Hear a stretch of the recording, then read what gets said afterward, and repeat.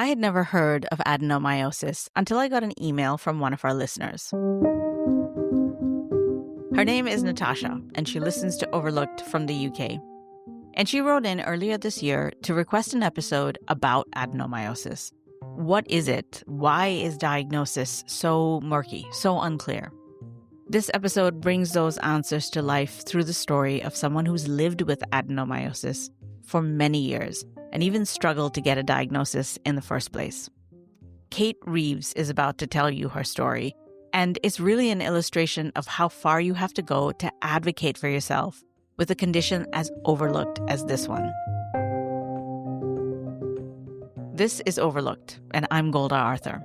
I have a point of view on this show that women's health can't wait, and in the newsletter that accompanies this episode, you'll get more of that point of view, as well as the backstory to this episode and more information for a deeper dive into this topic. So make sure you're subscribed at the link in our episode show notes. Now, here's Cait. Hey, I'm Cait, and I'm in my 30s living in Brooklyn, New York.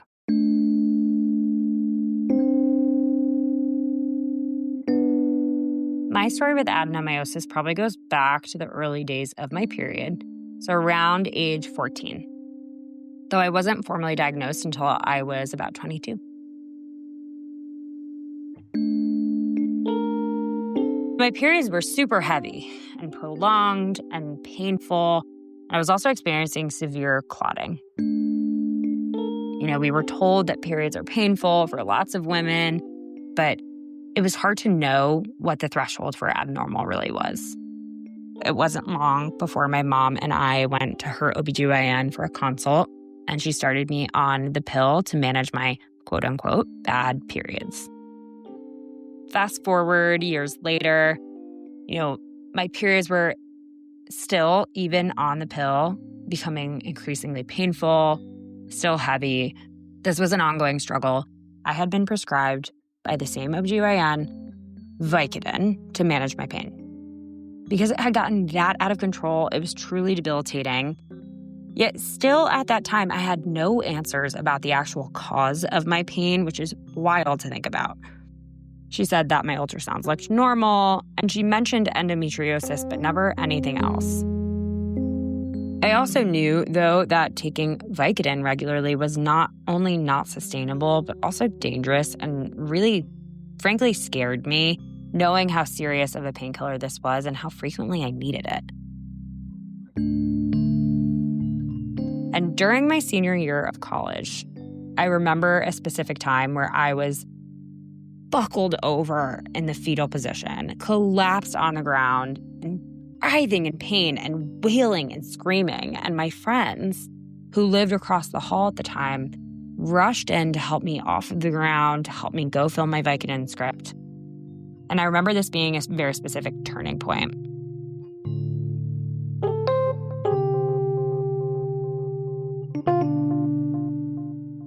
Because by then I was very much aware this was not normal. And I was also coming into a newer confidence and comfort in advocating for myself and communicating around my symptoms. I was getting a little bit older. And I was no longer willing to accept this ambiguity of we don't know what's causing you to be in this excruciating of pain. I wanted answers. So I found a specialist. His name was Dr. Anthony Luciano out of UConn. And he was highly respected in the field of reproductive endocrinology and complex pelvic surgery and was fantastic.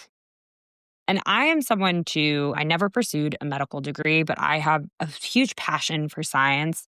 I work in the pharmaceutical space and oncology, and I'm very medically minded.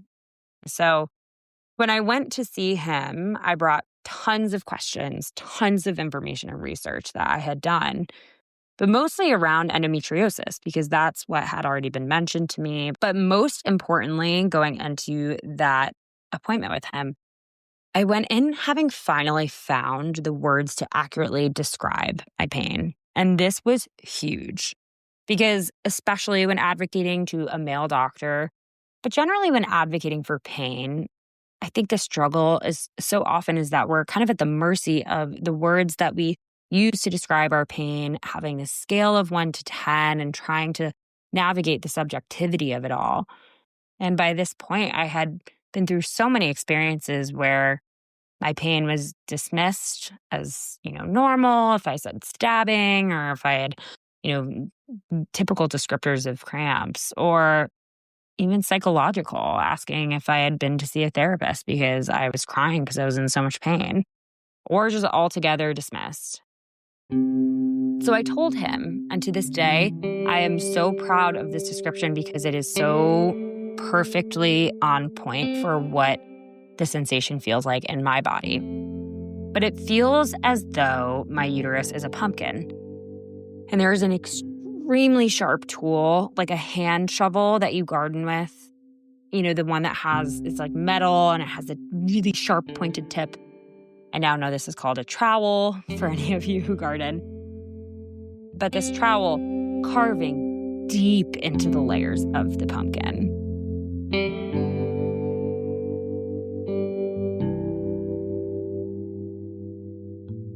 And I watched my doctor wince as I said this. And then he looked at me and said, "You're a very descriptive young woman." Of course, I rolled my eyes, but I was so proud of the fact that I finally found words to convey just how painful this was in the perfect language, in a way that anybody could understand, but in a way that was so accurate to the sensation I was experiencing. I also told him that I was experiencing contractions.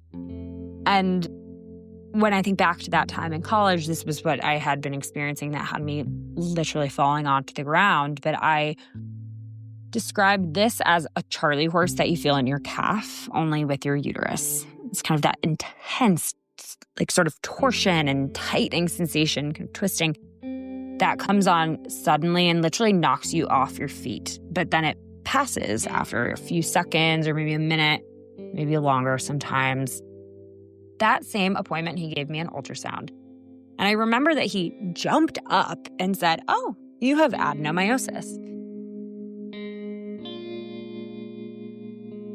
And aside from this being a wildly hard word to pronounce, said in his very thick Italian accent, I was also surprised that I had never, ever heard of it, ever. And then I was flooded with just anger and annoyance as to asking him, why has this never been raised to me before after a million ultrasounds? And he told me it's very difficult to see unless you're trained to know what you're looking for. He turned the monitor around, which I always so appreciate, but it was pointing out the specks of diffuse adenomyosis that he could see, which almost to me looked like glitches on the screen or like muscle tone.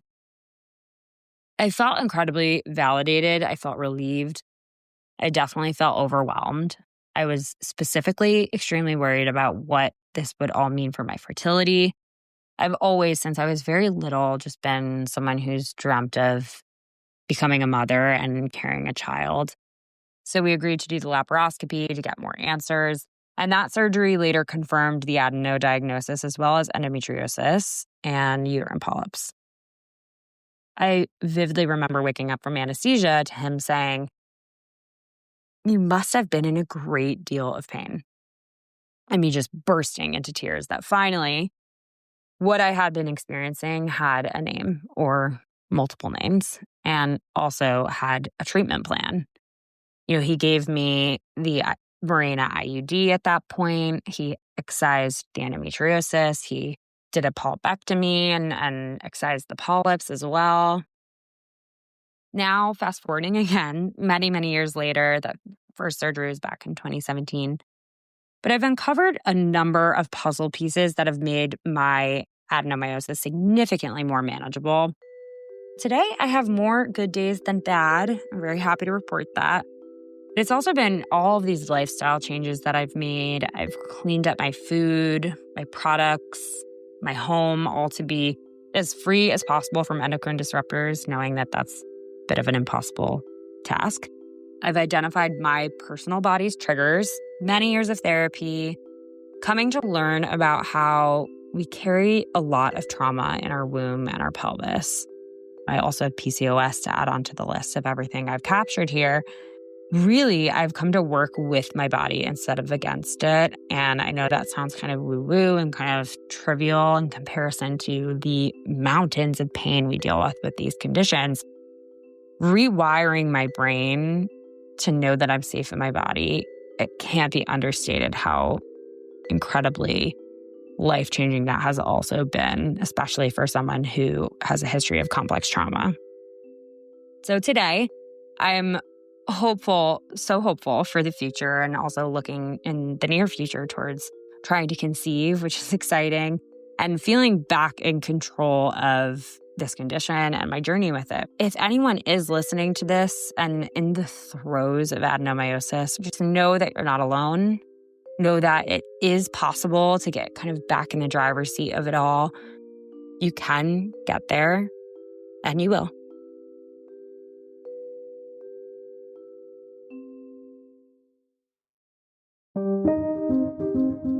Overlooked is written and produced by me, Golda Arthur.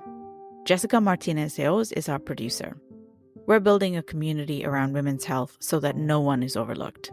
If you'd like to be part of it, sign up for the newsletter at overlookedpod.com. And you can get in touch with us by emailing hello@overlookedpod.com. What you hear and read on Overlooked is for general information purposes only and represents the opinions of the host and the guests. The content on the podcast and website should not be taken as medical advice. Every person's body is unique, so please consult your healthcare professional for any medical questions that may arise. Thanks for listening.